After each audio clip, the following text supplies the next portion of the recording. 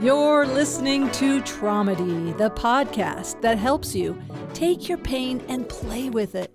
I'm Nancy Norton. I'm a comedian. I worked many years as a nurse. I do keynote presentations about the power of humor, how it helps us, why we need it, how it can actually be part of our healing process. I love these co-healing conversations. It's peer-to-peer sharing. We're saying, here's how we got through some stuff. I hope it helps you get through some stuff. Do you feel the healing?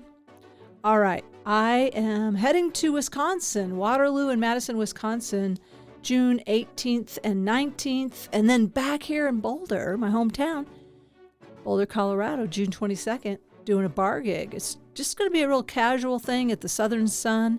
Come out and laugh with us. And then I'm heading back to the Ozarks, Branson, Missouri. I'll be at the Comedy Factory, June 26th through the 28th. And then I'm going to go down to the lake and do a little water skiing. If you want to find any of those shows or you want to connect with me, please reach out to me on my website, nancynorton.tv. That's .tv like television. This episode, we have a wonderful comedian. He's a comedian. He's an artist. He's into the supernatural stuff. I'm into the supernatural stuff. This episode's a little bit woo-woo. Deals with like post-traumatic gifts around spirituality and also comedy. It was wild because it was very strange because you came up to me and we both know that we're both spooky kind of people. And your first question to me was, do you have any new ghost stories? And I was like, no, wait, I do, because it had just happened. I think he's one of the funniest people I've been around in a long time. He just makes me giggle. He tickles my whimsy. So enjoy this episode and I'll see you on the other side. Welcome to Traumedy. My guest this week is a comedian, creator, a ghost hunter. Please welcome Jordan Dahl, everybody. Jordan Dahl. Oh, hi. Thank you so much for having me. And we're in the middle of a conversation, and I'm like, I got to introduce you because I knew it would be like this. I got to tell you, I was so excited for this conversation because we just were together two, 3 nights ago at the Denver Comedy Underground.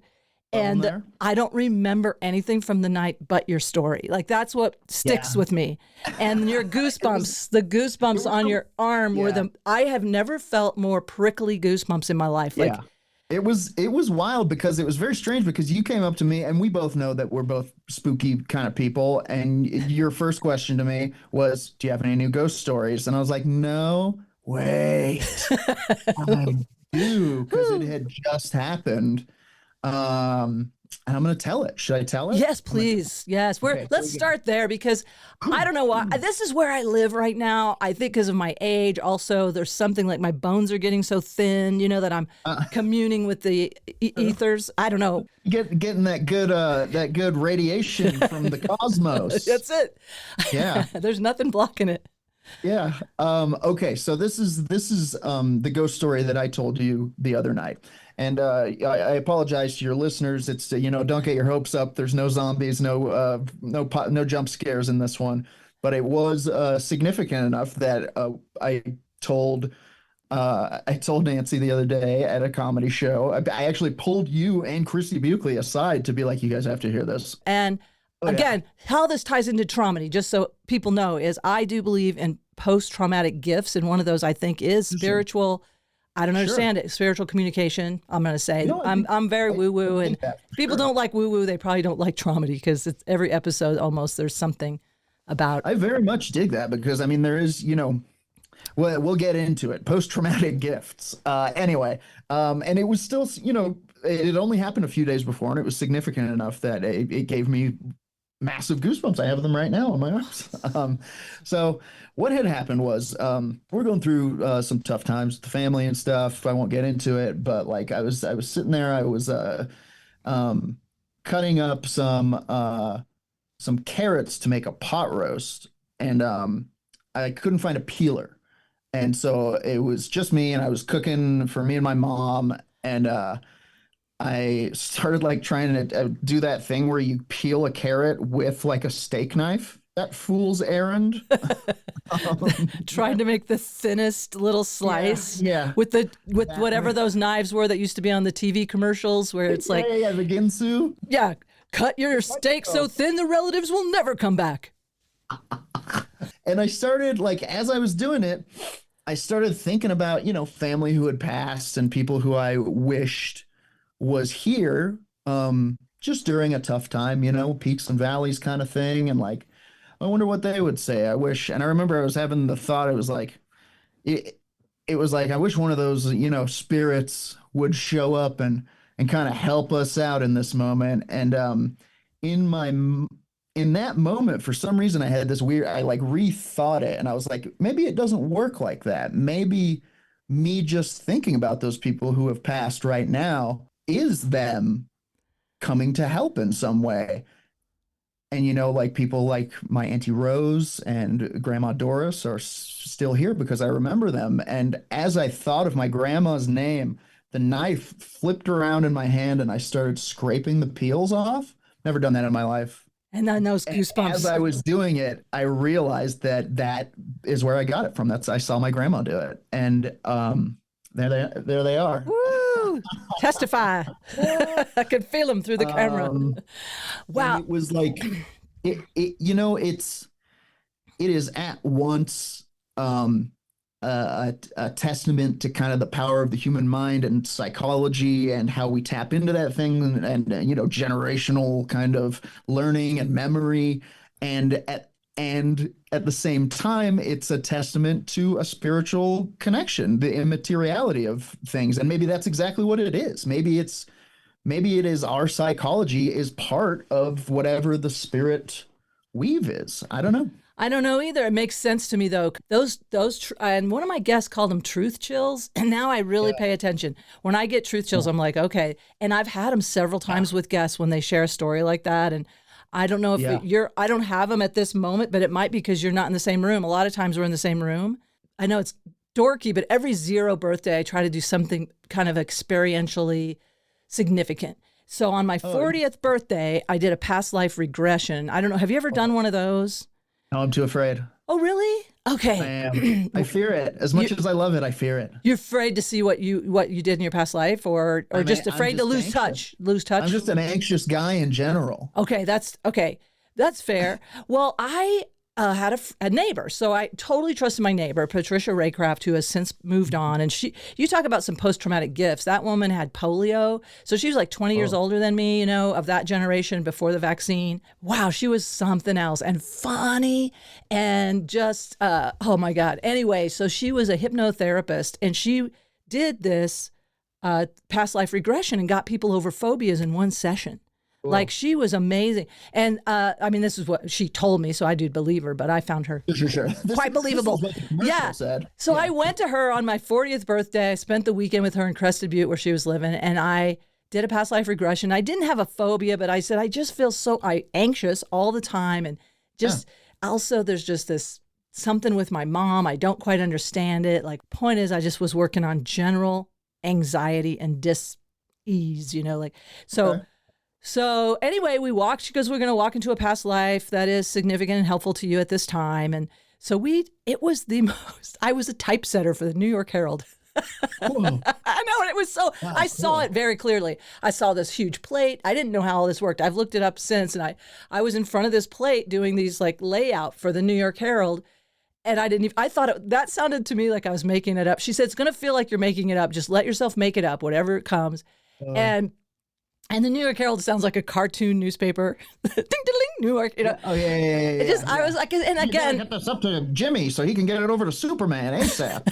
Yeah. Anyway, we walked into this past life. But the coolest part of it was, and it gave me peace around my mom, because in that past life, my God, I was sobbing. My dad was killed by Indians in Montana. Whoa. And my mom and I had to get, sell all our stuff at the general store in town and take a stagecoach back to the East Coast so we wouldn't get killed by Indians. And it was very detailed. And then you guys went on the voyage. We did. And then but the best part then was when I died. So she kept pushing me forward 10 years. And then But it did help me because I was so close with that mom. And I mean, it was a great mother-child bond.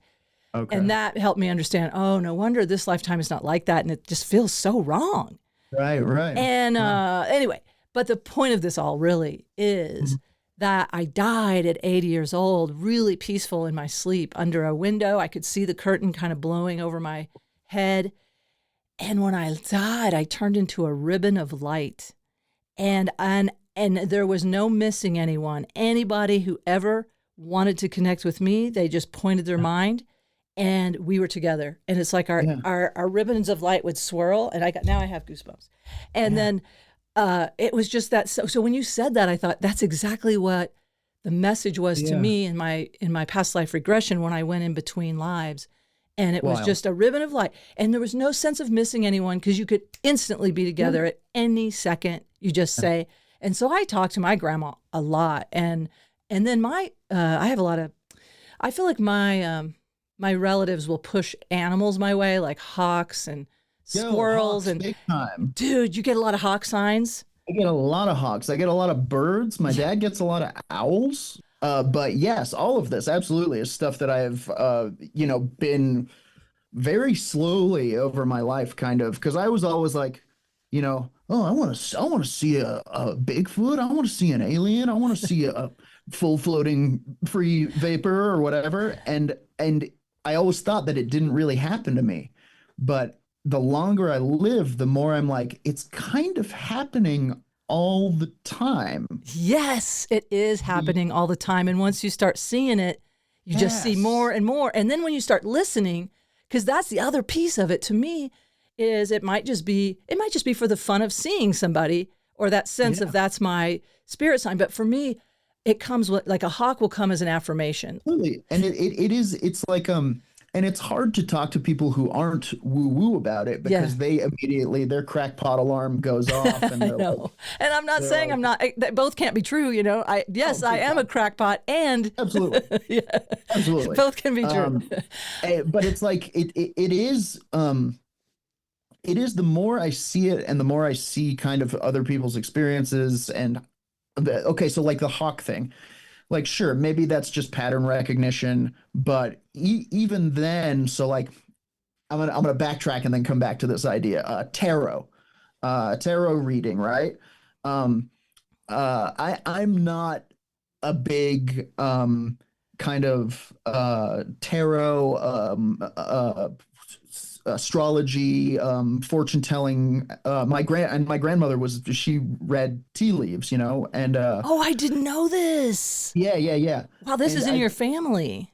well, that's the thing. And it's like, and so I've never really been a big proponent of that. However, I do see how like a tarot reading can be something that is very useful for helping you to confront things that you might not otherwise, as like a kind of personal exploration tool. If somebody puts down a card that tells me that I'm not being fully truthful with myself, I'm gonna go, you know what? You're right. It's about this. And I know what it's about because I've decided that's what it's about. I know what this, pentacle means to me because my mind is part of it. I'm rambling now, No, but what no, I'm saying, but I think I'm getting it. Like the the more I interconnectedness of your interpretation plus, is maybe it your interpretation is part of it, is what I'm saying, is it's all kind of like in the oneness? the reason I say that is because of the hawk thing. I found, and we live in Colorado, so we see a lot of hawks in general. But I did find that they quite often would show up when I was pensive, thinking about something, thinking about how to solve a problem, how to do this, and I would all of a sudden have like a new idea, I love and it. I'd be like, maybe that's the way to solve it, and I would see a hawk. And to me, I would be like, so what does the hawk mean to you? And to me, it's like, speed, flying, eating a mouse, but also perception is the big one, is what I think of. Is like they can Yes. see things, they can spot things, they know which The eagle eye view, the hawk, yeah, exactly. hawkeye. They I mean, know which way to go. So to me, like now, I always think, the universe speaks if we have but ears to listen. Yeah. And that is my interpretation of that. So now it's kind of this thing, and it's like, did I do it or did I just notice it? Yeah. We're very much on a similar goofball, spooky vibe. Yeah, Uh, I think we channel muses. Here's my new theory. Now, mhm. some of you are, I just don't think I'm that funny. I think I just channel muses. Nobody who's actually like a genuinely funny person is going to come up and be like, I'm really funny. Uh, Except sometimes they do, though. And then they're like, they are funny and you hate it. You're like, damn it, he was right. Yeah, yeah. I guess occasionally. Was right all I will along. say occasionally I'll say I kind of know what I'm doing. Like as far as, my little skill sets that I've built over the Yeah. 40 years of doing stand up, I Yeah. will say I kind of know some of the variables that stack up and work, but mostly I have been saying I think I just channel muses thanks to trauma. All right. Well, can I just say this one thing about the hawk and the mouse? Please. The day I had this mouse infestation at my house out in Lafayette Oh, here in Colorado, and it was I can't kill stuff. Like I can't. And I was relocating it was wearing me out, man. I was literally driving. My son's going to have to do therapy about this because we would make runs to this. I built a fairy house in the woods 6 miles from my house. Yes. And we would make runs with mice. And then I would drop him off gerbil food. incredible. I dropped gerbil food off for him once a week in the Wow. winter because I read they got to have food. Anyway, I'm insane that way. And I was Mhm. like, and I felt like my mother had just died and she sent the mice to help tell me like I need to clean my house. Anyway, point is Yeah, I was desperate for like I called some sort of ethical mouse mitigation company where sure, sure. I was like, can you help me? Yeah. And then at the end of the call, he goes, well, basically you really just need to poison them. And I said, It's not. I said, I'm not going to poison mice. I'm pretty sure it poisons everything in the food chain. Poison is your ethical answer, That ethical mouse guy? it was a bait and switch ad, man. And so It I would be more ethical to get on your hands and knees and kill them each with a it hammer. really would actually. And Yeah. I didn't mind my dog killing them for some reason. The way she killed them. Look, that's nature. Yeah, but anyway, right after that phone call, there was a part of me toying with it because I was so exhausted. Like he's telling Yeah. me it's the right way, and I'm like, I don't believe Yeah. that. I'm worried about, and I swear to God, I walked to the little lake near my house, and right then a hawk came in, picked up a mouse, and like right in front of me. And I'd never seen it before or since. I've never seen a hawk get a mouse in front of me. Wow. And I was like, okay, I got you. I'm not going to poison the mice and poison you. Because then I read all these articles how all the Yes. owls in Canada have that poison in their livers, and there's so many. It's killing so many animals when you Oh, poison. man. Anyway, I Those, got. those Canadian owls are the nicest ones too. Sorry. It's okay. We'll eat the poison ones. We don't mind. Um, yeah, that's Okay, wild. dude. What happened? What did you do? What happened to the mice? I called a guy named Jack Murphy who is available. I could give you his contact info. If anybody, he came and sealed the holes in my house, Oh, cool. and then also, yeah, that was it. And Nice. I and called a guy named Jack Murphy and who then eats mice. and I put all of the things that mice might eat in bins, like tried to Mhm. make it less appealing. But I did have, when you have a dog and dog food, it's kind of rough. Yeah, for sure. Anyway, Yeah. kids, okay, way off subject so many times. I don't know if there is, but post traumatic gifts. Let's get to know you just a little bit, if you don't mind. Sure, I mean, please. we're knowing you through your humor and Absolutely. but what is your background? Where did you grow up? I was born in Aberdeen, Scotland, and yeah, I lived there until I was about 10 years old. My dad is was and is an oil man. That's not true. He's retired at this point, but the whole North Seas area is big oil country, and the town of Aberdeen is kind of also that's the industry there. So my parents met there. My mom's from Newcastle. He's American. I was born there. They got divorced when I was 6. We moved to the United States to be closer to my maternal grandparents my paternal grandparents after my maternal grandmother died at like 64, 63, way too young. Yeah. And that's Doris. Wow. And Oh, that's Doris. yes, You would, and and you were just a wee lad. I don't know now. I yeah, want to. and she was, and we were like really close too. It was a Oh, big, it was like, it was the catalyst for us moving to America. She was kind of our connection in the city, and we would spend days with her. And it really, that was the first trauma for sure. yeah. Maybe my parents getting divorced, but That's a uh, big trauma. And then wait. So wait, you were in Scotland, and then yeah. your mother is Newcastle in England. Newcastle is on the border. It's in the Midlands, is what they call it, Oh, and okay. they call themselves Geordies. They all talk like this.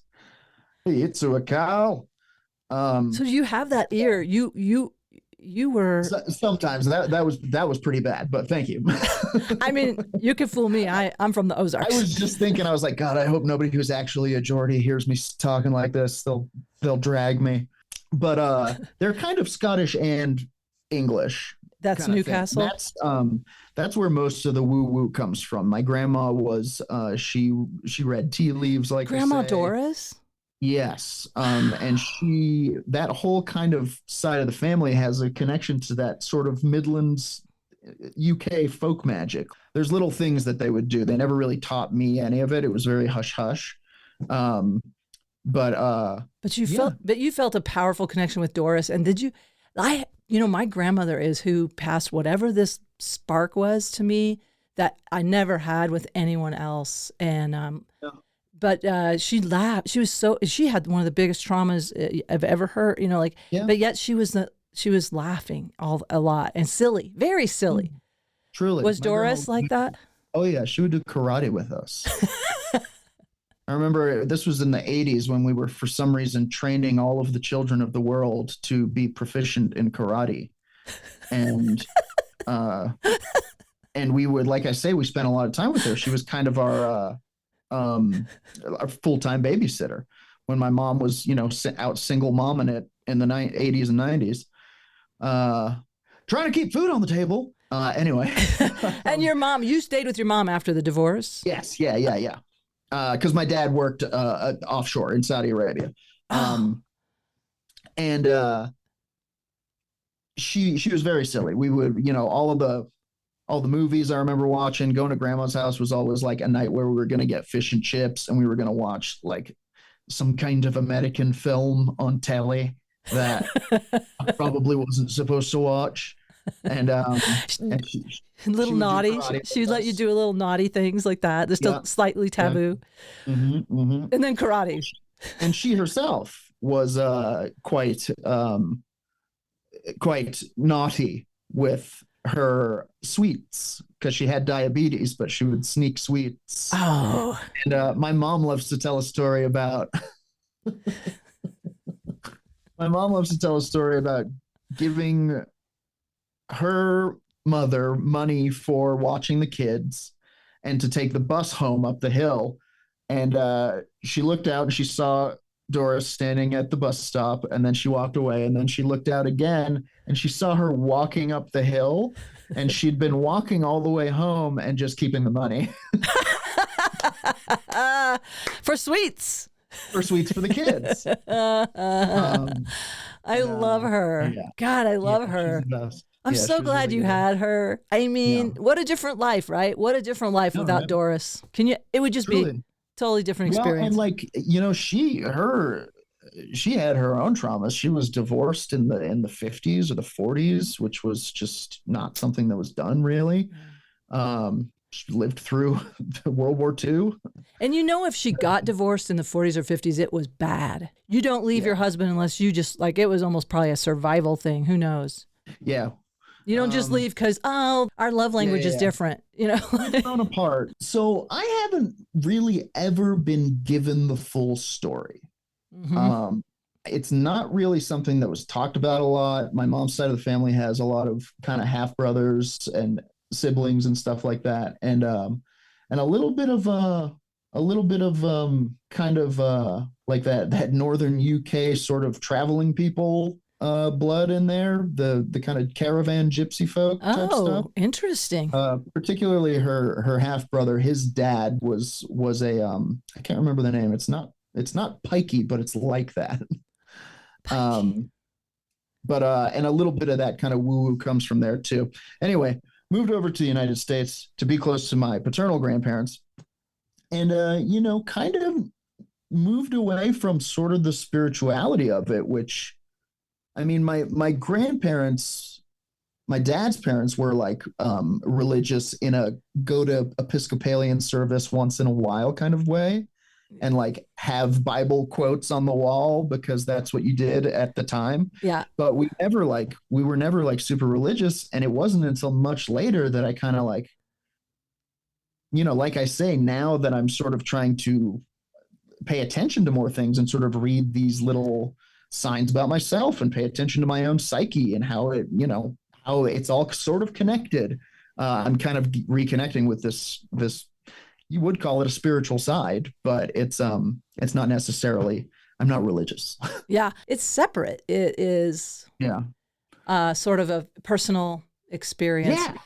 Well, and like the more you kind of start to pay attention to it, the more you see that it's like you get these little hints as to what it is after all, even without the dogma of it, as you go on your own kind of journey. And, if you sort of, God, I hate saying journey. I'm sorry I said that. I don't mind journey.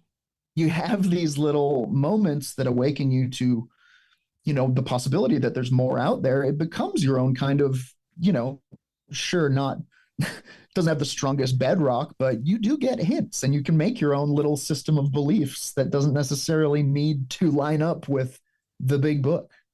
Yeah. And I think that if you enjoy sort of the subtleties of life in general, like in comedy, I love the little whimsical, like tickling of the funnies versus the like, and I do both. I hate to admit, I came up in the 90s I still kind of have the old 90s, let's do the setup punchline. Uh-oh, this just in. Mm-hmm. Do you need to take a call? Sorry. Yeah. I just got a call from my, do we need to pause? Can we pause for a second? Yes. Okay. This was perfect because I wanted to play this clip. And while Jordan's on the phone, he's got to take a phone call. I'm going to play this clip about him talking about being on the phone too much. It's such a great bit. I'm on my phone way too much. I'm on my phone right now. That's how good I am. All cheeks, baby. I feel like our phones are turning us all into like little princes. Like just little luxury addicts. Like at any point during the day, I can be like, I grow tired of my thoughts and feelings and friends and family. Bring me the phone. I wish to see a goose. Who is best friends with a goat? Look at that, they're so happy. And now I grow tired of their friendship. Make them fight for me. And then it's off to TikTok to see the world's tallest teen do a humiliating dance. And now I wish to peruse women, for I would have an erection. Wrong, wrong, wrong. You'll do. Now I'm tired of you. Let's get that goat back in here. Now you two fight. I love that bit so much. Anyway, I can't tell it anymore. Somebody ruined it for me. Oh, somebody ruined it? Yeah, they said that the voice that I did was too close to a voice that they did. What? Are you serious? Yeah. Somebody ruined it for you, and you. It's okay. I think it was, and it was kind of one of those things where at the end of the day, it was like I'd rather have this friendship than this joke. So you could. I mean, I think there's another voice you could do too. I agree, and I've been trying to do it with a Prussian, like a little Prussian prince, and she's like a little kind of Russian or German boy. Yes. kind of somebody from Willy Wonka that's untitled. Yes, Wonklian. It's weird because I've had this thought, like, we all think we should live like kings now. Mm-hmm. And Oh, yeah. I've never come up with as funny a thing about it. So I just loved it so much. I just stumbled on it because honestly, I haven't seen your comedy that much because you came up when I was in Nepal, and then I was out of the scene. I was on the scene when you were off the scene, and then I was off the scene, and you came back and crushed everyone. Yeah, right. But I mean, just I've missed you. I've not been able to see you, and then Nancy, I've missed me too. Give yourself a butterfly hug. Also, I see crutches behind you, so I was going to ask you, should I be concerned about the crutches? No. Those are just preemptive crutches. I like to keep them around. It's a pretty wacky situation over here. I'm usually slipping on banana peels and getting paint cans in the face. It's a real Home Alone too. Well, back to the listening to the subtle, but also I think I was just talking about subtle humor. I mean, and not always subtle, but just sort of, in that kind of ethereal, like, I love jokes that you're like, they just tickle my whimsy. And it's not like in an obvious way. Like, I don't know why, but I'm delighted by this humor. I mean, sometimes I know why. But anyway, when you found out, like, if there's any link, this is part of the podcast, is to help people take their pain and play with it. Were you aware at any point in, like, your development or when you realize you use humor as kind of a resource to help get through stuff? Oh, sure. Oh, yeah, absolutely. I mean, like, geez, it's still something that I'm untangling, but it, like, very early on, it became clear to me that it was like I'm just a little kind of to the side of everyone else. I'm not like I'm not some mysterious, intriguing character. I'm just, I'm a weirdo. I was a weird kid. I didn't like sports. I didn't, one of those kids playing video games, jumping rope when everybody else is talking about football or whatever. And did you like talking paranormal? I used to do this. This was my thing at slumber parties. All the girls wanted to talk about boys. Of course, I was a tomboy, but also I just wanted to talk about this paranormal stuff. We would tell lots of ghost stories in the family. Like I say, a lot of arched eyebrows when something, you know what that is, kind of thing. Yeah. But also humor. Yes, very much so. And that kind of sort of, early on, the humor, I sort of realized like that's what I had to defuse because I am terrified of confrontation. And so like when something comes up, that's what I got. That's what I have to add to the situation. So even from when I was like, I think it was really in like middle school where it was like to not get picked on. Also was and am a fat guy. And to not get picked on, it was like, you got a couple of directions you can go as the fat guy. You could try to be scary or you can be pretty funny. And so I went for that one. Yeah.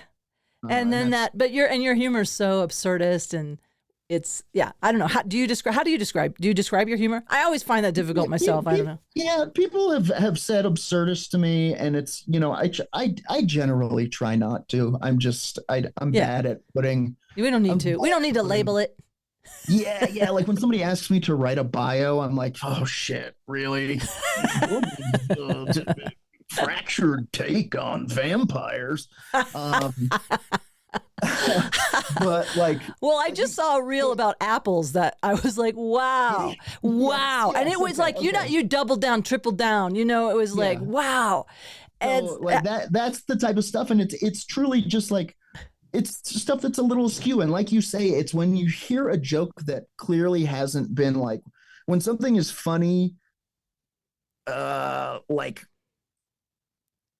unmanicured, you know what I mean? Yeah. It's like seeing fingerprints in a pot that someone has made where you're like, that's such a specific and weird like button that just is a silly thing that makes me giggle. And it's like, you're being true to the thing that makes you laugh. So yes, make other people laugh. Yes. And we were just talking about that before I introduced you about trying to please ourselves. And I'm not even completely there yet. I'm so codependent and Big time. I am so needy. I want people to like me, and I want to please my whatever client who is the the owner of the club or the corporate event or whatever.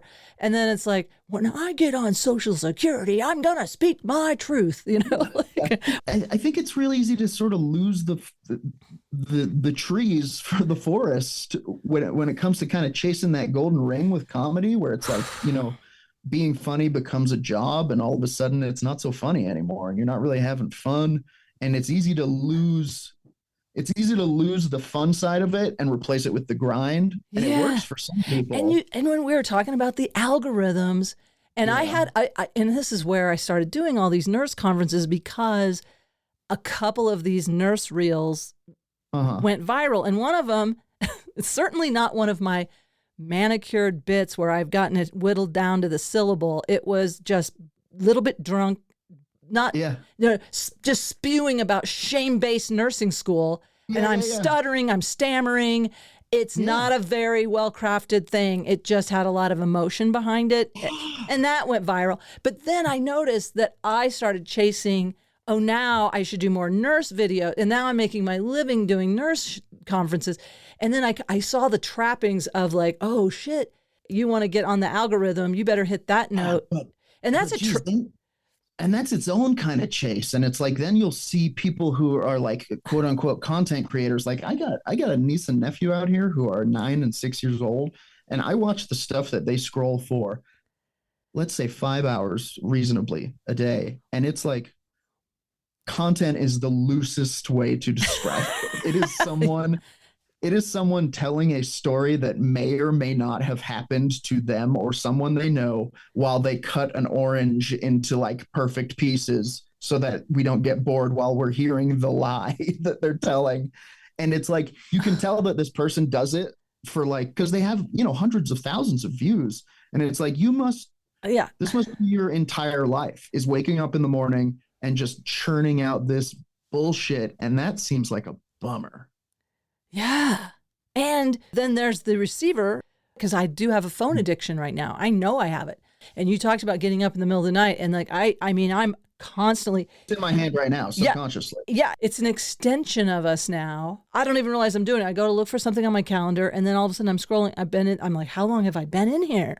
But you were saying your algorithm too, not just for your content, but then also for what you're receiving. And I think because you're into some of the, what did you say, art? And then you're now getting this bizarre AI. I clicked on like one too many generative AI art videos, and like, look, I try to be like a hand illustrator. I'm an actual, like, I try to draw, basically. So did you do all the video on that Apple video that I? You did all of that. Yeah, I did all of that. I want to learn how to. Me and my buddy Aaron Urist does the other voices. No way. Yeah. I haven't seen Aaron in so long. Okay. Yeah, he's in the Pacific Northwest. Anyway. Okay, so what is your handle again on It's Razor Lou. Razor Lou. I'm at Razor Lou everywhere, and the reason is because when I was first doing kind of comedy and trying to come up with a brand, it was very DIY and kind of punk rock, and you didn't need to put your real name on it. And you had an online persona too, and I've just never changed it. So it's Razor Lou. Razor Lou. Okay, so but seriously, people should go look at his Instagram, and it's on YouTube as well, or what? Razor Lou? Yeah. Okay. Yes. And Instagram and Blue Sky and all that shit. I'm in the beast. I tried to start Blue Sky, and then I got overwhelmed. I need to go back to it. All right, but you were saying like you do things by hand, but you got down in that AI thing, and then you started seeing weird AI. I tried to be an artist to get paid for it sometimes even, and so I don't support the AI art movement, but some of it's pretty cool. And you click one, and then you click another one. And before you know it, your algorithm looks like a zillion tiny portholes into hell. And it's just weird shit. Nancy, I've seen things that I can't unsee. I've seen a devil made of pizza vomiting pizza onto a city that deserved it. Does it make you feel a little strung out? Like it's just too. Oh yeah, it's upsetting. Yeah. But Yeah. whatever gets you back to, grounding, call in your hawks. But there's something with nature too. I don't know why, but it's like that connection with the earth and the earthly beings. I believe there's a kind of energetic ecosystem around us. I don't understand it, but I'm asking to be reincarnated on the planet of empaths, but then I don't think I would make the cut is the saddest part. I'm gonna shoot for Cowboy World. Is that where you want to go back to? I think I'd do pretty good on Cowboy World if I could get reincarnated there. Now, do you see yourself as the cowboy, I assume? No, I'm like a piano playing. You're in the saloon. You're in the saloon. Exactly. You're not. That's way too small. Yeah, I'm the guy that after the shootout happens, I like peek up over the piano. And I'm like, bleed it out, And then try to help the grieving widow. Right, exactly. with a jaunty song. How about a little music while we grieve? Yeah, I totally see that though. The muses. Wow, thank you. Thanks for taking all this time to talk with old Nance. Of course. Thank you for having me. Please, I'd love to come back sometime. I have other ghost stories I'd love to tell you. Let's do it. I'd love to have you on regularly. I mean, because I get to have, it's like a nice excuse for these conversations. What I see myself doing in my 80s is coming back and listening to all this. Like this is going to be remember when I had that nice conversation with that young man. We talked about ghosts and energetic beings. In closing, are you living here now in Denver, or where are you living? In Denver for the summer. I'll be in Denver through most of the summer of 2025 doing stand-up comedy and hunting Sasquatch. And so, what about your podcast? What's the name of your podcast? Oh yeah, I have a podcast called Werewolf Radar with a couple of other former Denver comedians. Let's call them reformed, rehabilitated. And we talk about paranormal news and stuff. We've been talking a lot about the Booga sphere lately. Have you heard about this sphere? I'm out of the loop on that one. They got a sphere, Nancy. They got a sphere. Bogus? Bogus? What is it? There's a place called Booga in Colombia where a sphere fell to Earth. And 2 or 3 scientists have it. They're trickling out information. It's most likely a piece of art, but they would have us believe it is extraterrestrial in origin. I kind of think people are extraterrestrial in origin.